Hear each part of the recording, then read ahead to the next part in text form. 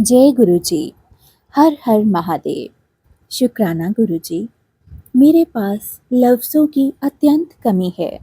गुरु जी महाराज, मैं नहीं समझ पा रही कि किन शब्दों में आपका शुक्राना करूं। मैं इस दिव्य पाठ को पढ़ने की सेवा पाकर आपकी बहुत आभारी हूँ। गुरु जी, इस पाठ में मुझसे जो भी भूल हो जाए मुझे माफ़ करना। इस अद्भुत पाठ को पढ़ते वक्त मेरा रोम रोम पुलकित हो उठता है और मेरी यही कामना है कि यह पाठ जो करे और सुने सबका कल्याण हो, सर्वत्र सृष्टि का कल्याण हो। गुरुजी, सारी दुनिया पुलकित हो उठे और कहीं कोई दुख परेशानी ना रहे, और अगर रहे तो क्षण भंगुर होकर वो वहां से चली जाए। जय गुरुजी। शुक्राना गुरुजी, अनंतम अनंतम शुक्राना। दक्ष की तपस्या और देवी शिवा का उन्हें वरदान। नारद जी ने पूछा, पूज्य पिताजी, दृढ़तापूर्वक उत्तम व्रत का पालन करने वाले दक्ष ने तपस्या करके देवी से कौन सा वर प्राप्त किया था तथा वे देवी किस प्रकार दक्ष कन्या हुई? ब्रह्मा जी ने कहा, नारद, तुम धन्य हो। स्तुति करने लगे इन सभी मुनियों के साथ भक्ति पूर्वक इस प्रसंग को सुनो। मेरी आज्ञा पाकर उत्तम बुद्धि वाले प्रजापति दक्ष ने क्षीर सागर के उत्तर तट पर स्थित हो देवी जगदम्बिका को पुत्री के रूप में प्राप्त करने की इच्छा की तथा उनके प्रत्यक्ष दर्शन की कामना के लिए उन्हें हृदय मंदिर में विराजमान करके तपस्या प्रारंभ कर दी। दक्ष ने मन को संयम में रखकर दृढ़ता पूर्वक कठोर व्रत का पालन करते हुए शौच, संतोष आदि नियमों का युक्त हो 3000 दिव्य वर्षों तक तप किया। वे कभी जल पीकर ही रहते व कभी हवा पीते और कभी सर्वथा उपवास करते थे। भोजन के नाम पर कभी सूखे पत्ते चबा लेते थे। मुनि श्रेष्ठ नारद तदंतर यम नियमादि से युक्त हो जगदम्बा की पूजा में लगे हुए दक्ष को देवी शिवा ने प्रत्यक्ष दर्शन दिया। जगन्मयी जगदम्बा का प्रत्यक्ष दर्शन पाकर प्रजापति दक्ष ने अपने आप को कृत्य कृत्य माना। वे मानने लगे कि मैं धन्य हो गया। वे कालिका देवी सिंह पर आरूढ़ थीं। उनकी अंग कांति श्याम थी, मुख बड़ा ही मनोहर था। वे चार भुजाओं से युक्त थीं और हाथों में वर्द, अभय, नील, कमल और खंड धारण किए हुए थी। उनकी मूर्ति बड़ी ही मनोहर थी। नेत्र कुछ लाल थे। खुले हुए केश बड़े ही सुंदर दिखाई देते थे। उत्तम प्रभात से प्रकाशित होने वाली उन जगदम्बा को भली भांति प्रणाम करके दक्ष विचित्र वचनावलियों द्वारा उनकी स्तुति करने लगे। दक्ष ने कहा, जगदम्बा, महामय, जगदीश्वरी, महेश्वरी, आपको नमस्कार है। आपने कृपा करके मुझे अपने इस स्वरूप का दर्शन करवाया है। भगवती आधे मुझ पर प्रसन्न हो जाइए। शिवरूपिणी प्रसन्न होइए। भक्त वरदायिनी प्रसन्न होइए। जगदम्बाए, आपको मेरा सादर नमस्कार है और बार बार नमस्कार है।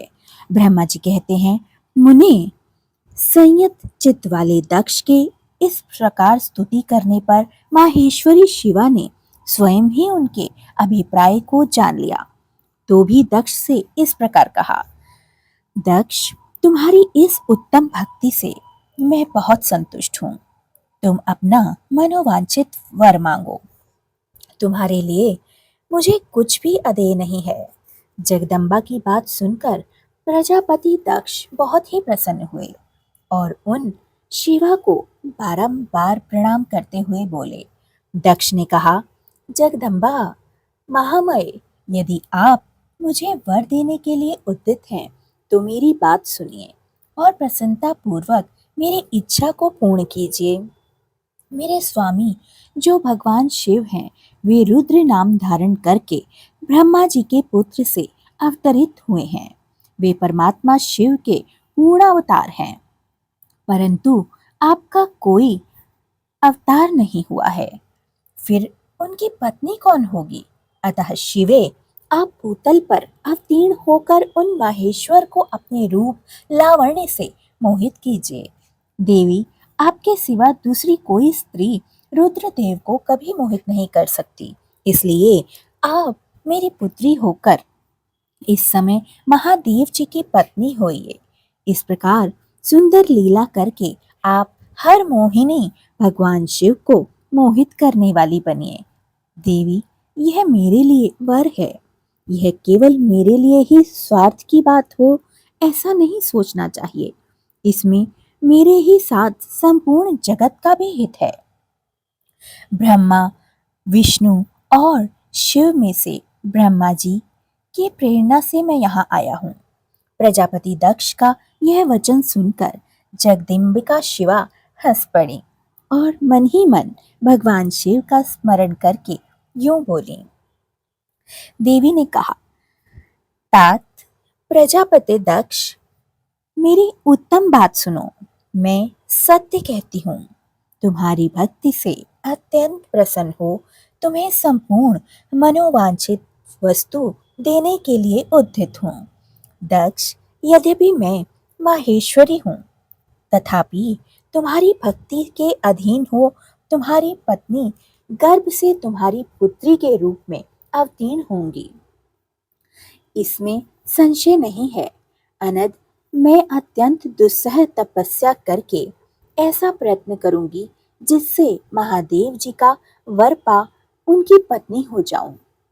इसके सिवा और किसी उपाय से यह कार्य सिद्ध नहीं हो सकता, क्योंकि वे भगवान सदाशिव सर्वथा निर्विकार हैं, ब्रह्मा और विष्णु के भी सेव्य हैं तथा नित्य परिपूर्ण ही हैं। मैं सदा उनकी दासी और प्रिया हूँ। प्रत्येक जन्म में वे नाना रूपधारी शंभु ही मेरे स्वामी होते हैं। भगवान सदाशिव अपने दिए हुए वर के प्रभाव से ब्रह्मा जी की भ्रुकुटी से रुद्र रूप में अवतरित हुए हैं। मैं भी उनके वर से उनकी आज्ञा के अनुसार यहाँ अवतार लूंगी। तात, अब तुम अपने घर जाओ। इस कार्य में जो मेरी दूती अथवा सहायिका होंगी उसे मैं जान चुकी हूँ। अब शीघ्र ही मैं तुम्हारी पुत्री होकर महादेव जी को ध्या लूंगी व उनकी पत्नी बनूंगी। दक्ष से यह उत्तम वचन कहकर मन ही मन शिव की आज्ञा प्राप्त करके देवी शिवा ने शिव के चरणाविंदों का चिंतन करते हुए फिर कहा, प्रजापति, परंतु मेरा एक प्रण है, उसे तुम्हें सदा मन में रखना चाहिए। मैं उस प्रण को सुना देती हूँ, तुम उसे सत्य समझो या मिथ्या मानो।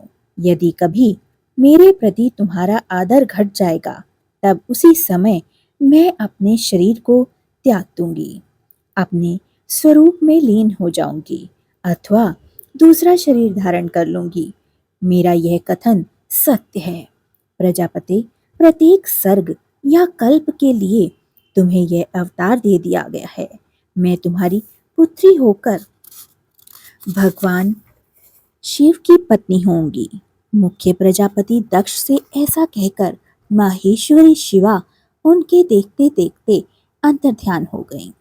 दुर्गा जी के अंतर्ध्यान होने पर दक्ष भी अपने आश्रम को लौट आए और यह सोचकर प्रसन्न होने लगे कि देवी शिवा मेरी पुत्री होने वाली हैं। जय गुरुजी, शुक्राना गुरुजी, अनंतम अनंतम शुक्राना। हर हर महादेव। हम धन्य हो गए गुरुजी इस सृष्टि का अवतार सुन के, और किस तरह सारे देवी देवताओं ने इस सृष्टि का निर्माण किया, और जो दिव्य ज्ञान आप हमें सुनवा रहे हैं वो अति ही दुर्लभ है और बहुत ही गोपनीय है। आज तक हम इस ज्ञान से अनभिज्ञ थे। इस ज्ञान को देने के लिए अत्यंत शुक्राना गुरुजी, आपका बारंबार शुक्राना। संगत जी, मुझसे इस पाठ में कोई भी भूल हो जाए तो मुझे माफ़ कर दीजिएगा। इस पाठ को आगे ज़्यादा से ज़्यादा शेयर ज़रूर करें और चैनल को सब्सक्राइब ज़रूर किया करें संगत जी। जय गुरु जी, शुक्राना गुरु जी, अनंतम अनंतम शुक्राना।